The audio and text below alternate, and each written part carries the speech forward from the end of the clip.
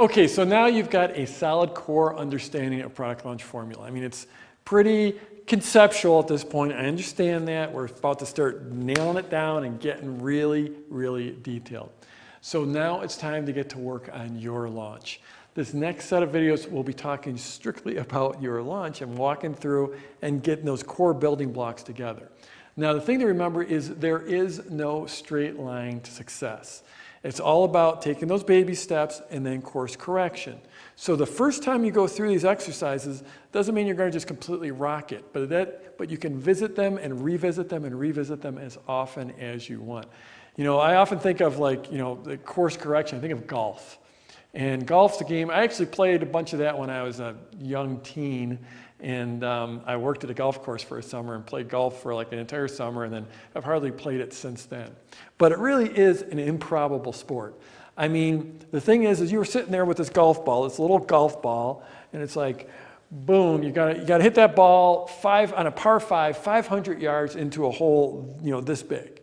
So 500 yards, what is that? That's like almost a third of a mile away. You gotta hit this tiny little ball into this tiny little hole, and it's absolutely ludicrous to think about that, because now you're hitting this with a stick, and it's just like, it's not easy. It's an improbable sport.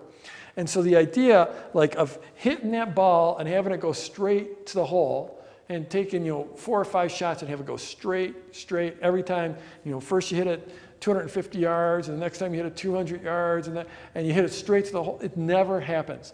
Even the greatest golfer in the world, on their best hole of their lives, they don't hit every shot directly at the hole. What they do is they hit it towards the hole. And the greatest golfers might hit it directly, very close to perfect, but it's still not perfect.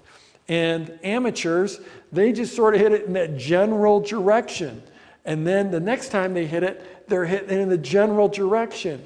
And each time, they're getting closer to the hole, and their corrections are generally less and less until they're standing over a putt, and maybe it's taken them 10 or 12 shots to get there, but they're only like a foot away, and now it's a lot easier to knock it into the hole. You gradually course correct as you get closer. It's like here's where you're starting, and here's your destination. We all want to do this, right? But in real life, it never happens that way. In real life, you go like this, and then you realize you're not completely on course, so you go back here, and maybe this next time you're over here, and maybe this next time you're over here, but you're gradually getting closer and closer.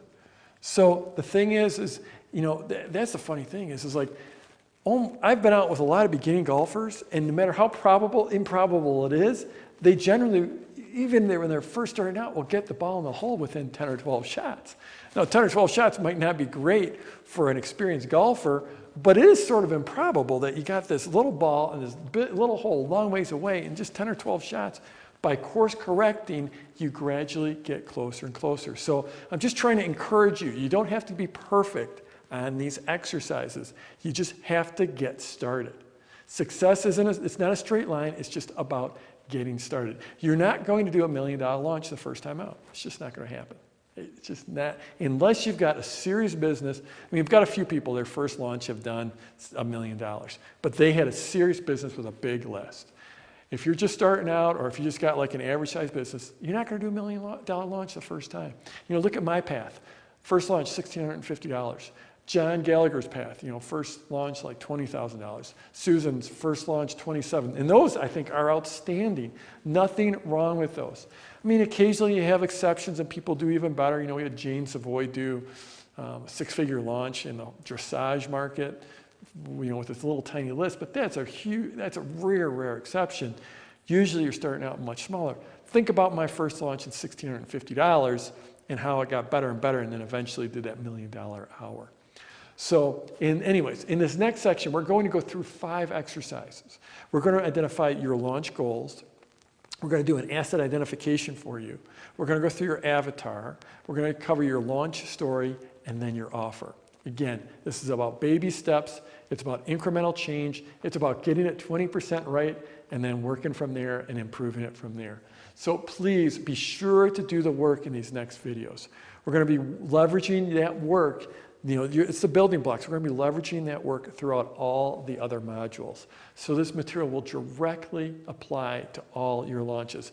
Your seed launches, quick launches, your internal launches, your JV launches, even your relaunches, e-commerce launches, every one of your launches. So this stuff is really important, very, very important. So let's get started.